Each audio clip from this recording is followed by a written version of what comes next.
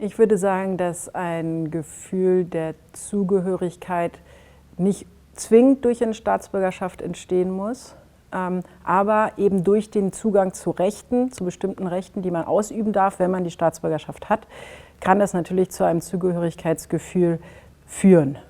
Und für mich schließt das Ganze so einen Prozess ab, also wo ich eben das Gefühl habe, in dem Moment, wo ich eingebürgert worden bin in Frankreich, habe ich nicht nur Pflichten, sondern habe eben jetzt auch Rechte erlangt, die mir vorher nicht zustanden. Genau, da schließt sich so ein bisschen der Kreis.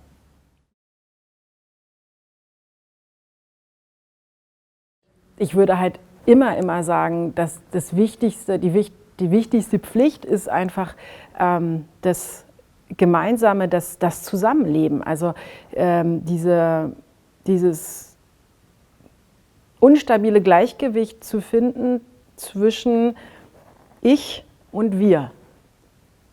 Also was ist mir wichtig, womit bin ich aufgewachsen, dafür muss Platz sein.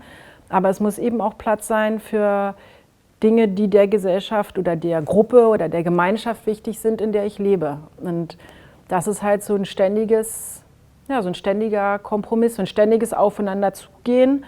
Das heißt, die einen müssen meine Anderskeit akzeptieren und eben andersrum auch.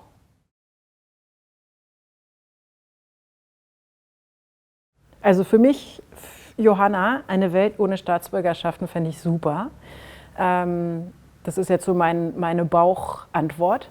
Wenn ich eine Weile drüber nachdenke, halte ich es eher für unwahrscheinlich. Aber unwahrscheinlich heißt nicht unmöglich. Und das ist mir eigentlich ganz wichtig. Also dass es für mich so ein Streben danach gibt, zu sagen, es muss andere Möglichkeiten geben als Staatsbürgerschaften, um eine Welt zu ordnen. Also dass man eine gewisse Ordnung in der Welt braucht, das denke ich schon, das brauchen wir alle. Aber ob das nun Staatsbürgerschaften sein müssen, also fände ich mal interessant, könnte man mal so, ich habe noch nie so aktiv drüber nachgedacht, was man sich da für andere Modelle ausdenken könnte, aber ich bin mir ganz sicher, da könnte man deutlich effizientere Sachen finden als diese verstaubten Staatsbürgerschaften.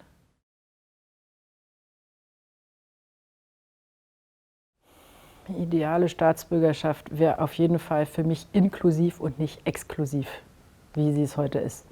Und für mich macht es keinen Sinn, Fragen zu stellen, ob man die Geschichte gut kennt oder ob man anständig die Landessprache spricht. Also dass man Kenntnisse in der Landessprache hat, das finde ich wichtig.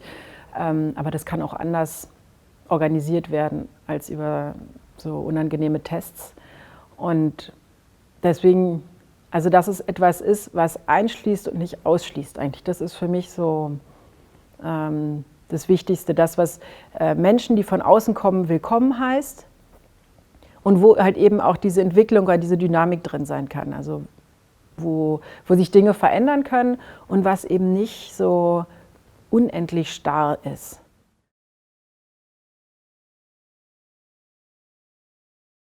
Also ich lebe inzwischen länger in Frankreich als in Deutschland, ist mir vor weniger Zeit aufgefallen, was ich auch so ganz interessant fand. Und ich habe mich wirklich für die Einbürgerung in Frankreich entschieden. Ja, als ich einfach gemerkt habe, so okay, ich lebe jetzt hier und ich darf zwar alles, also eben ich zahle Steuern, wie jeder andere auch, aber ich kann mich halt nur auf lokaler Ebene an den Wahlen beteiligen und das hat mich geärgert. Also es hat jetzt für mich keinen beruflichen Grund, weil es gibt ja auch manchmal bestimmte Berufsgruppen, die einem dann versperrt sind. Das ist eben nicht mein Fall. Genau, und irgendwie dachte ich dann so, hey, also wenn, dann muss ich hier auch mitreden können. Also ich kann mich natürlich immer ausdrücken und so, aber eben auch in dieser institutionellen Art und Weise an dem demokratischen Leben einfach teilhaben zu können. Und der zweite Grund war, dass ich hier in Berlin waren Wahlen und ich dann hier immer meine Freunde beim Wahlamt angerufen habe, um die Wahlunterlagen zugeschickt zu bekommen und mir dann auf einmal mitgeteilt wurde, ich dürfe die hier nicht mehr wählen. Und dann bin ich so ein bisschen aus allen Wolken gekippt und dann hat mir dieser nette Mann erklärt, dass man in Berlin, wenn man mehr als 10 Jahre in Berlin nicht gemeldet ist, das Wahlrecht verliert. Und dann dachte ich so, wow. Und dann meinte ich dann, aber was ist hier im Bundestag? Und er so, ja, das nach 25 Jahren. Und dann dachte ich so, okay, gut, das war mir völlig neu. Und genau, ich darf also noch zweimal Bundestagwahl machen oder ich muss mich nochmal wieder in Deutschland anmelden. Und genau, da dachte ich dann halt so, hey, das irgendwie ist es, verliere ich die Rechte da, habe sie hier nicht, dann muss man sich mal in so ein Papierwust stürzen. Und dann ging der eigentliche Prozess eigentlich los. Dann kam nämlich zuerst, gab es dann eine Enquête de Voisinage, also eine Umfrage in meiner Nachbarschaft, wie ich denn so sei als Nachbarin, was scheinbar zu positiven Antworten geführt hat, überwiegend zumindest. Dann kam ein Hausbesuch von 2 Gendarmen, also von 2 Polizisten, die sich so ein bisschen mein Haus angeguckt haben und mir so ganz tiefgreifende Fragen gestellt haben, wie mit wem ich hier lebe und welcher Religion ich angehöre und ob es mir denn in Frankreich gefallen würde. Und dann waren sie, glaube ich, ganz beruhigt, dass bei uns so viele Weinflaschen rumstanden, eben weil mein Lebensgefährte, der ist Önologe, also steht bei uns unendlich viel Wein rum. So, das hat ihm gut gefallen, so ein bisschen rumgeguckt und so.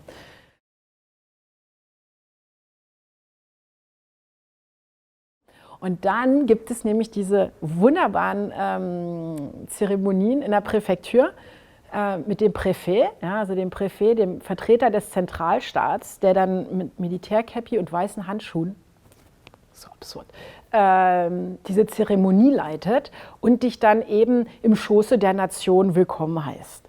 Und also da wollte ich nicht hin. Da wollte ich auf keinen Fall hin, weil eben durch meine Arbeit in der Abschiebehaft ist halt dieser Präfet, das ist eine so undemokratische Instanz, dass ich ganz sicherlich nicht dazu herhalten wollte, dass die sich gefreut haben, eben, dass sie mal eine blonde Blauäugige einbürgern können. So, weil mich darum, in meinen Augen geht es da auch drum.